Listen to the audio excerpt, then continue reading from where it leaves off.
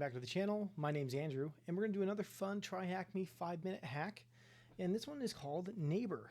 Check out our new cloud service, Authentication Anywhere. Can you find the other user's secrets? Let's go ahead and find out. So this room also goes off the IDOR vulnerability, if you recall from the last video I did, which goes over talking about how we can make the username or like ID that comes after like a URL identifying a specific user to someone else. So that is very summarized and very, very, very high level. But let's go ahead and kind of look into seeing what we can do with this room. So let's do what I always like to do first. Let's go ahead and hit up Nmap real fast. Just do a quick scan on this IP. So we're going to do TAC-S, TAC-SV. We'll look at all the ports, 10.10.205.97. Or let that spin. See what we can find. I'm going to take a wild swing that we're not going to see too many ports open due to the fact that ideally the task is really just going to that IP address. But it's still always good to get those reps in and knocking out a good Nmap scan here and there. So we see port 22 SSH and port 80 HTTP. So let's go ahead and kick over to our IP address and see what we can find.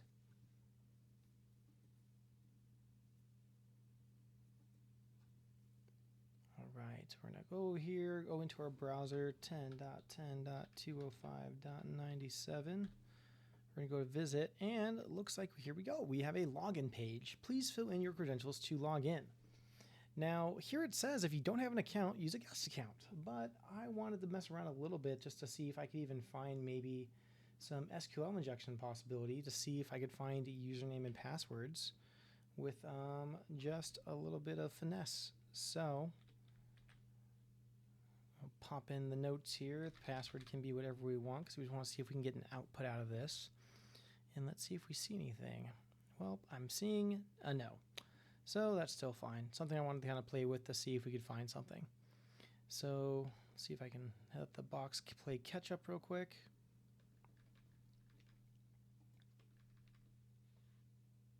Okay, so it's telling us to go to Control U, which once we do that, that should open up our source view source page. Here we go. And as we go through here and we're looking around, we see here on line 34, looks like we have a used guest credentials until registration is fixed. Now, right after we see admin in parentheses, user account is off limits. So odd that they mentioned that, but we have our guest account login creds. So let's get in with guest. So boom, we're in. Looks like we are the guest. Now, if you recall and remember correctly, the way IDOR vulnerability or IDOR, how we can use IDOR to maybe get to where we're not supposed to go, where we can take our user equals, and now that we have that as a guest, well, we know that the admin credential might be open. So since we know that the username is admin, let's go ahead and just up in here, we're going to change our user to simply admin. We're going to hit visit. And would you look at that, we find our flag inside the admin username. So, and I'm out of curiosity, just doing a quick source view to see here too. So here we can also see it within the flag. The flag is flag. And yeah, that is really the room. As I mentioned, very short and sweet, using IDOR to change our username welcome into our admin. But fun fact, you can put any name you want in here, and that's how that's going to spin up. So we can go to dev. We can go to helper. We can go to whatever name we want because ideally it's just there's no safety when it comes to the safe and secure login here. We can then simply just go back to admin if we want and then kind of pivot around to any other usernames we want.